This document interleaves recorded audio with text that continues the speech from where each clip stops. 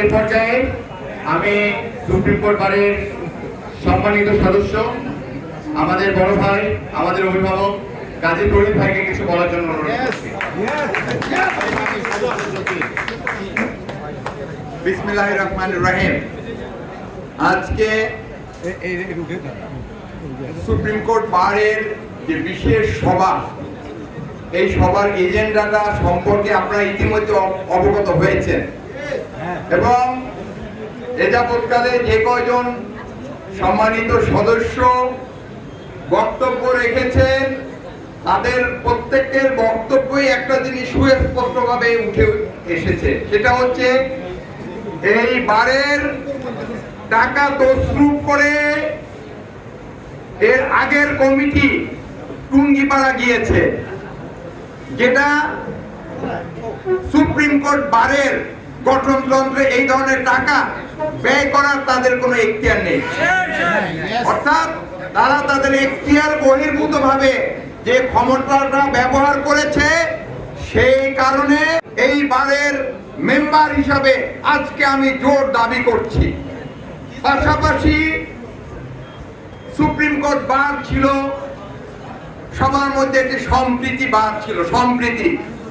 কেউ আওয়ামী লীগ করবেন, কেউ বিএনপি করবেন, এটা তার ব্যক্তিগত বিষয়, কিন্তু আমরা যখন এই বারের কোনো ইস্যু নিয়ে ডায়াসে দাঁড়াতাম তখন প্রত্যেকের ভিতরে আমাদের পারস্পরিক সৌহার্দ্যপূর্ণ সম্পর্ক ছিল, কিন্তু সেই সৌহার্দ্যপূর্ণ সম্পর্ক কারা নষ্ট করলো?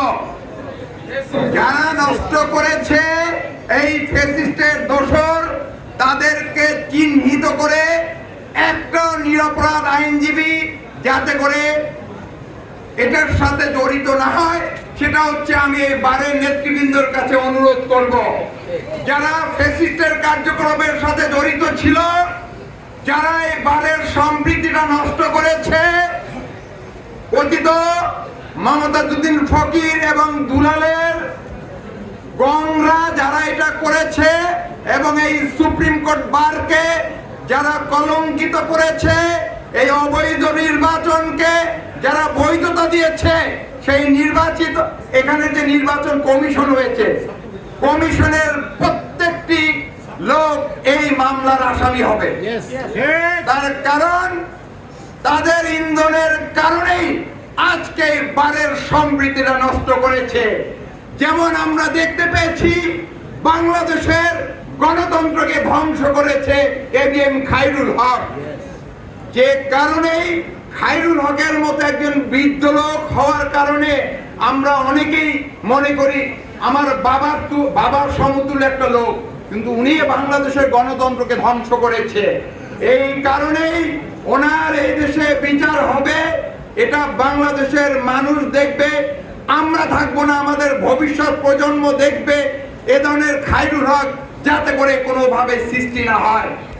সেভাবে আমি বলবো আজকে সুপ্রিম কোর্ট বারে খায়রুল হকের মতো ওই ধরনের এখানে যাতে করে মমতাজউদ্দিন ফকির এবং দুলালদের মতো কেউ বাংলা বারের টাকা তছরুপ করতে না পারে এবং আইনজীবীদের মধ্যে যে ঐক্য ছিল, এই ঐক্য যাতে করে বিনষ্ট না করতে পারে, সে কারণে তাদের বিরুদ্ধে আইনগত ব্যবস্থা নেবেন। আপনারা সবাই ভালো থাকবেন, সুস্থ থাকবেন। খোদা হাফেজ। বাংলাদেশ জিন্দাবাদ। আসসালামু আলাইকুম।